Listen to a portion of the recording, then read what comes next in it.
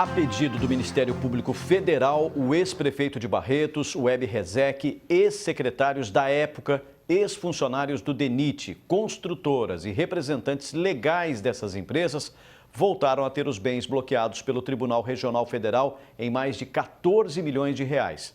O motivo da decisão é uma obra inacabada no contorno ferroviário da cidade. O Ministério Público Federal propôs ação de improbidade administrativa com pedido de liminar em face de Weber Rezec, pleiteando a condenação solidária dos requeridos ao ressarcimento integral do dano por eles causado ao erário, no valor de R$ 14.904.727, decorrente da malversação das verbas públicas. Isso quer dizer que eles tiveram os bens bloqueados nesse montante, e foi pela segunda vez, já que em dezembro do ano passado houve a decisão e 2 meses depois o grupo conseguiu suspender o que agora volta a ser mantido.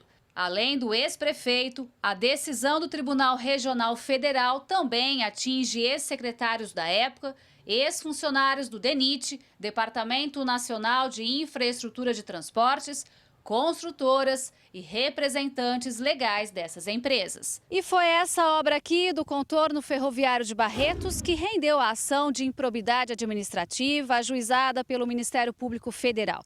Para a promotoria, o ex-prefeito da época, ex-secretários e todos os envolvidos teriam causado prejuízo ao erário público por iniciarem uma obra sem recursos suficientes e sem a fiscalização adequada. Quando iniciou o projeto, foi uma audácia do ex-prefeito Weber em colocar de recurso do próprio município. E essa questão do traçado é de competência do governo federal, que entra na questão da lei de improbidade e a lei de licitação.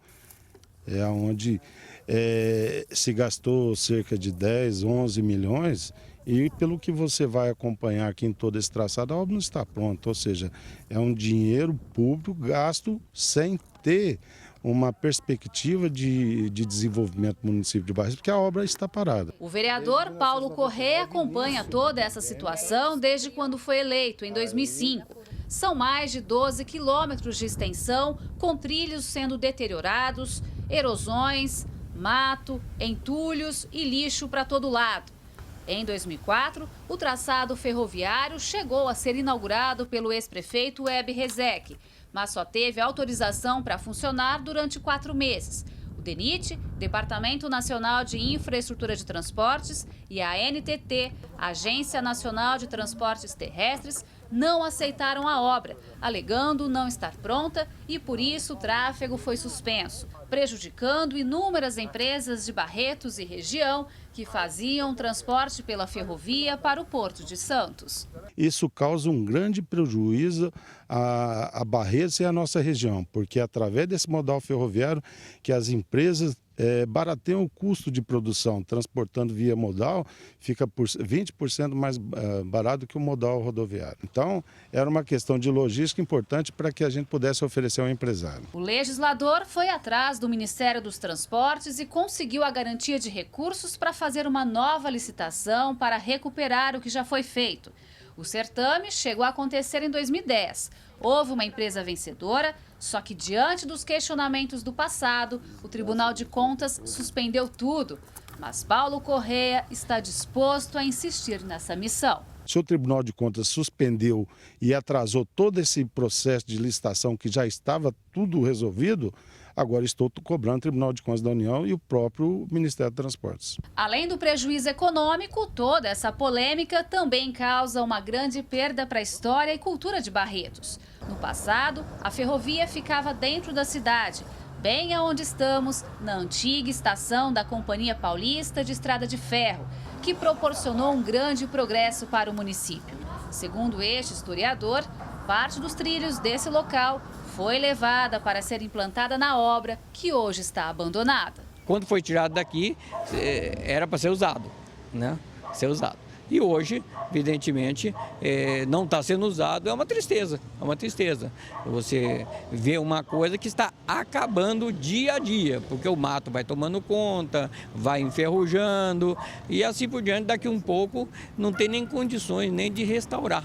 Mas e os trilhos, que eram uma coisa histórica de Barretos passa a não ter valia no momento e futuramente, às vezes, vai até para o ferro velho. Gislene Lopes, de Barretos, para o Jornal da Clube.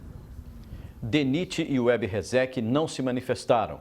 A ANTT disse que a questão não é de sua responsabilidade. A empresa ferroviária Rumo, concessionária da linha férrea, esclareceu que é mera arrendatária da ferrovia para o transporte de cargas e que qualquer obra de infraestrutura pública é de responsabilidade do Departamento Nacional de Infraestrutura de Transportes.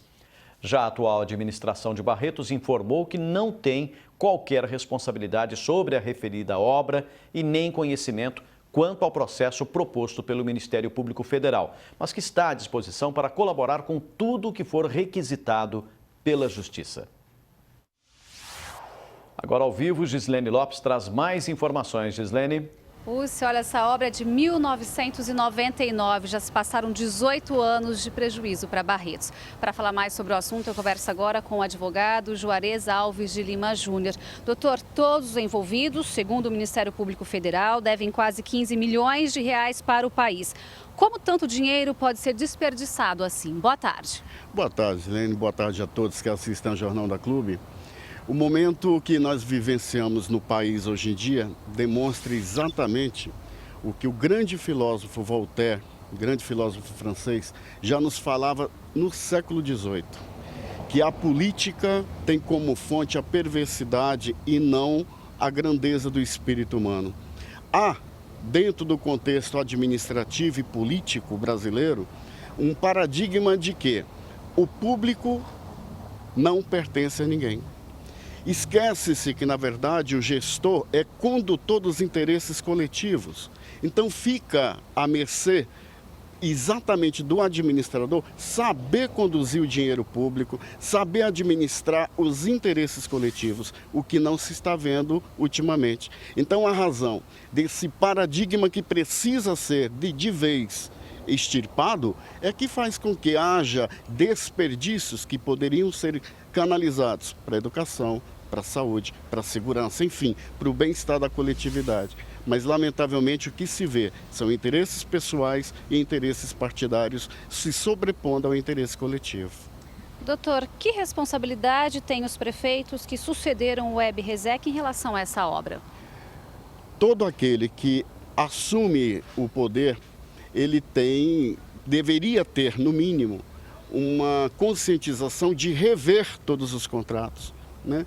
Então, os seus sucessores poderiam sim ter observado que haveria ali um desperdício de erário e que a obra não estaria sendo executada da forma que se almejava. Então, poderia ter sido, sim, pelos seus sucessores, revisto o contrato e, se for o caso, punir as empresas contratadas e, acima de tudo, terem fiscalizado efetivamente a execução da obra. Então, furtaram-se a sua obrigação administrativa. Ok, doutor, muito obrigada pela sua participação no Jornal da Clube. E daqui a pouco eu volto com outras informações. É com você, Pucci. Ok, até já.